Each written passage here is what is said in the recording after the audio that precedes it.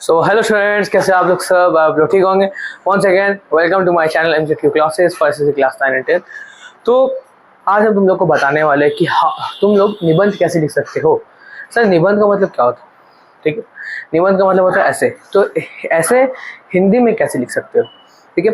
और ये वाला जो ट्रिक और टिप्स हम बता रहे हैं वो क्लास 1 to 10 के लिए बेस्ट है, ठीक है। 11-12 का थोड़ा अलग रहता है क्योंकि उसमें अलग फॉर्मेट में लिखना पड़ता है, ठीक है। तो लेट्स बिगिन कि सबसे पहले क्या है। देखो, प्रस्तावना। प्रस्तावना मतलब कि इंट्रोडक्शन। तो हम पूरा लिखा है, तुम एट दी एंड इसका स्क्रीनशॉट ले लोगे, ओके। तो यहाँ है कि टॉपिक का छोटा सा इंट्रोडक्शन लिखो, ठीक है। जो टॉपिक तुमको मिला है उसका एक छोटा सा इंट्रोडक्शन दे दो, ठीक है। मान लो कि इन्वायरमेंट के ऊपर दिया गया है, तुम इन्वायरमेंट के बारे में दे दो, ठीक है। इंट्रोडक्शन में 2-3 लाइन में बताइए कि इंग्लिश किस बारे में है, सॉरी ऐसे किस बारे में, और 2-3 लाइन में बताओ कि ऐसे के बारे में क्या, किस बारे में। मान लो इन्वायरमेंट के बारे में, तो तुम पहले लिखे what is mean by environment, हम लोग इंग्लिश में बता रहे what is mean by environment, और तुम इन्वायरमेंट के बारे में लिख दिए, और इन्वायरमेंट का क्या लेके पूछा ऐसे में वो तुम लिखे। उसके बाद है कि सीधा मेन पॉइंट पर आ जाओ, ठीक है। इंट्रोडक्शन में ही मेन पॉइंट में आ जाओ, ठीक है, कि क्या लिखना है तुमको, ओके। अब आता है मध्य भाग, मतलब कि बॉडी, मेन बॉडी। टॉपिक के बारे में डिटेल लिखो, ठीक है। अब तुम इन्वायरमेंट के बारे में लिख दिए, तुमको टॉपिक मिला है उसके बारे में तुम डिटेल में लिखे, तुमको पता है 2-3 पैराग्राफ बना सकते हो, ठीक है। क्योंकि देखो अच्छा से लिखना होगा, ठीक है, क्लीन, नीट एंड क्लीन तुमको करना होगा, क्योंकि हिंदी में बहुत लोग का राइटिंग खराब होता है क्योंकि तुम लोग को तो आदत नहीं लिखने का। तो तुम लोग 1-2-3 पैराग्राफ बना के लिख सकते हो, कोई बात नहीं, बॉडी में, ओके। तो जैसे कि मान लो कि हम तुमको एक और ट्रिक बता रहे कि मान लो कि तुमको 4 उसमें से वर्ड कीवर्ड्स मिल गया, 4 पॉइंट्स तुमको उससे मिल गया, तो तुम वो 4 के लिए 4 अलग अलग पैराग्राफ लिख लो, तो बेस्ट रहेगा ना, बेस्ट, ठीक है।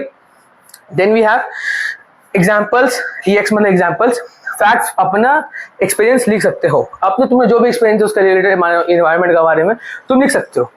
पॉइंट्स को क्लियर और सिंपल लैंग्वेज में लिखो। अगर तुमको नहीं आता हिंदी का कोई मेन वर्ड, ठीक है, तो तुम सिंपली लिख लो, ठीक है।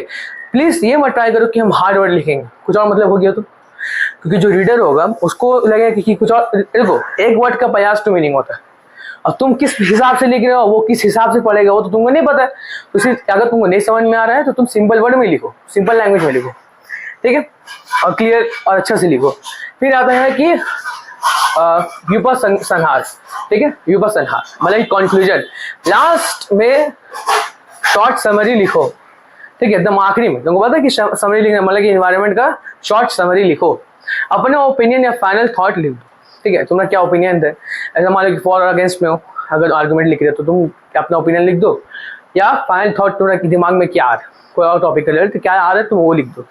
नया पॉइंट्स यहाँ मत ऐड करो, यहाँ पर प्लीज ऐड मत करो, हाँ जा भूल गए तो तुम छोड़ दो, ठीक है, कोई टाइम नहीं बचेगा तो छोड़ दो। इसलिए हम बोल रहे हैं कि एक और टिप तुमको बताएंगे MZ2 टिप्स में, ठीक है। अब हम लोग आते हैं, हम लोग MZ2 टिप्स, उसमें तुम लोग को बताएंगे कि कैसे लिख सकते हो, ठीक है, जिसके कारण तुम भूलो नहीं। देखो, MZ2 टिप्स जो हम तुमको प्रोवाइड करें और तुमको कोई नहीं बताएगा, सिंपल लैंग्वेज यूज करो, तुमको बता दिया। सेंटेंस छोटा और क्लियर रखो, हाँ छोटा लिखो। होता ना कोई बोलते बड़ा लिखेंगे तो अच्छा रहेगा, मार्क्स मिलेंगे, नहीं, बड़ा बेचारा देखो, जो रीडर होता है, जो एग्जामिनर जो चेक करता है पेपर, उन लोगों के पास 1000 पेपर होता है एक दिन में चेक करने के लिए, ठीक है। तो बेचारा लोग पूरा नहीं पढ़ता, वो लोग सोचते हैं कि जल्दी मार्क्स देते हैं, और अच्छा लिखा हुआ रहेगा तो एक्स्ट्रा मार्क्स दे देते हैं, ठीक है, पूरे ही दे देते हैं, ठीक है। क्योंकि देखो 1-2 लाइन पढ़ता है वो लोग, बाकी मार्क्स दे देते हैं। तो प्लीज ट्राई टू गिव, छोटा ही लिखो मगर अच्छा लिखो। होता है ना कि कम खाओ लेकिन ज़्यादा अच्छा खाओ, ठीक है, वो मतलब। फिर स्पेलिंग और ग्रामर चेक करो। देखो, स्पेलिंग बहुत रॉन्ग होता है, तुमको मालूम है, ग्रामर बहुत रॉन्ग होता है, इसके लिए तुम लोग बुक रीड करो हिंदी का, ठीक है, और अपने से ऐसे ट्राई करते रहो एटलीस्ट वीक में 2 बार, ठीक है। टॉपिक से हट के नहीं चाहिए। अब इन्वायरमेंट से तुम चल गए कहीं और, ठीक है, होता है ना कि तुम एक टॉपिक लिख रहे फिर वो कहीं और चल गए, तो इसीलिए डिस्ट्रैक्ट नहीं हो जाओ, हमें तुमको एक ट्रिक बता रहे, ठीक है। मान लो कि एक टॉपिक है, हम इन्वायरमेंट लिख दे रहे, इंग्लिश में देखेंगे तो बेहतर है, तुमने बोला कि हिंदी में समझ में नहीं आ रहा। अब मान लो कि इसमें वो क्या लिखना है, इफेक्ट, क्या इफेक्ट है, सॉरी इफेक्ट, और एडवांटेजेस, ठीक है, इंट्रोडक्शन और एसेक्ट्रा, ठीक है, एसेक्ट्रा। तो हम ये 4 पॉइंट हम लिख दिए। तुम चाहे बुलेट पॉइंट्स में भी लिख सकते हो ये ऐसे लिखते हो, रफ बना सकते हो, ठीक है। कब लिख सकते हो? एग्जाम पेपर जो मिलेगा जब राइटिंग स्टार्ट होगा, ऊपर में बैक एग्जाम पेपर का बैक साइड में लिख दोगे रफ ऊपर, ठीक है, और यहाँ पर पॉइंट्स लिख दोगे, ठीक है, ताकि क्या होगा उससे कि तुम्हारे दिमाग में बैठा हुआ रहेगा और तुम इस क्रोनोलॉजिकल ऑर्डर में चलते रहोगे। इसको नहीं पता है क्रोनोलॉजिकल ऑर्डर का मतलब कि लाइन टू लाइन चलते रहोगे, अपना मकसद 1 by 1 चलते रहोगे, ठीक।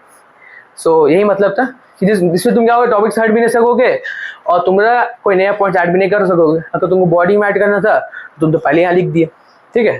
तो जो 15 मिनट पहले मिलता है तो उसमें अच्छा तुम दिमाग में बैठा लो क्या क्या पॉइंट्स लिखने हैं, उसके बाद जैसे लिखने का टाइम आए पीछे घुराओ, रफ लिखो ऊपर और पूरा पॉइंट्स लिख दो, या ऐसा रोड मैप बना लो, रोड मैप या पॉइंट्स में लिख दो, ठीक है। So with this comment, hope you like the video. अगर पसंद आए तो लाइक करना, शेयर करना and subscribe to video classes for Instagram. और 11-12 पर हम नेक्स्ट वीडियो में देंगे। Okay, thank you so much.